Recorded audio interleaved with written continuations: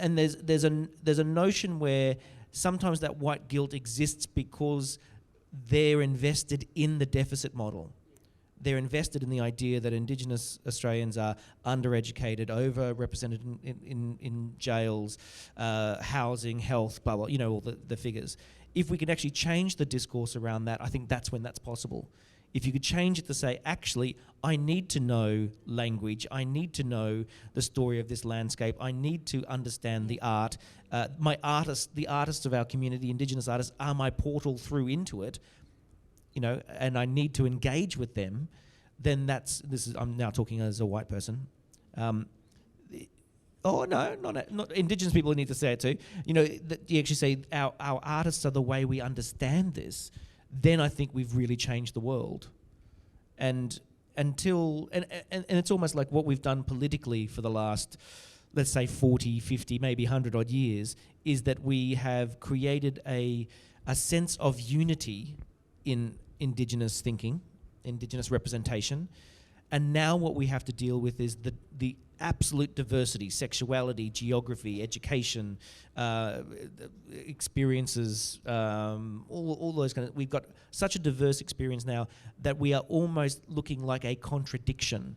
And so this deficit model becomes a measure through which you measure how Indigenous you are.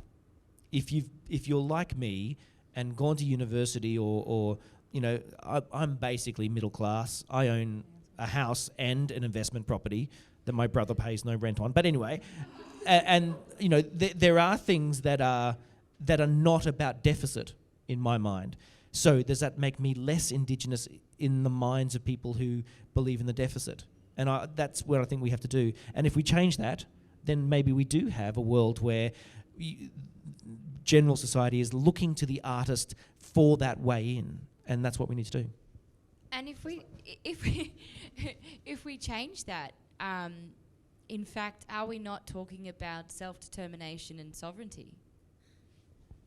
Are we sort of, you know, if we're determining what we want to see, and we've got a black industry where we can, you know, create employment and, you know, culturally appropriate opportunities, is that not what we're talking about? I think this is an ongoing chicken and egg argument too, where you go, if we actually have the position, then the natural repercussions of that is people will have access. Or if we have the sense of value from a broader Australian society, or do we just kind of claim it, hold it, and people will see its value over time? I think no. What happens then is that, you know, there's an empire, you know, arises, you know, like, and you basically have to bomb the fuckers out, you know. So yeah, you know, like, no, that's not the answer.